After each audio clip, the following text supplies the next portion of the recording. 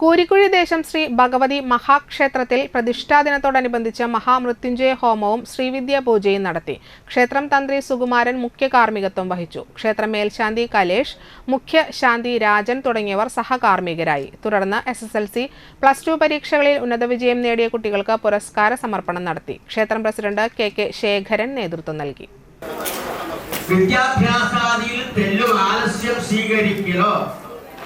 വിദ്യാഭ്യാസത്തിൽ ആലസ്യം വന്നാൽ വിളവുണ്ടെങ്കിലും ഭൂമി കള ചേർന്നാൽ ദുഷിച്ചു.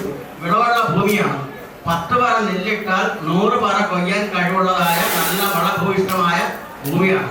പക്ഷെ എന്ത് പറ്റി? കള ചേർന്നാൽ ദുഷിച്ചു പോകും. കള എന്താണ്? പുല്ല്. അപ്പൊ സുന്ദരനാണ്, സുന്ദരിയാണ്, ആരോഗ്യമുണ്ട്, ബുദ്ധിയുണ്ട്. അലസം വന്നാൽ പഠിക്കാൻ പറ്റില്ല. ഇതുപോലെ വിളവുണ്ടെങ്കിലും ഭൂമി കള ചേർന്നാൽ ദുഷിച്ചു പോകും.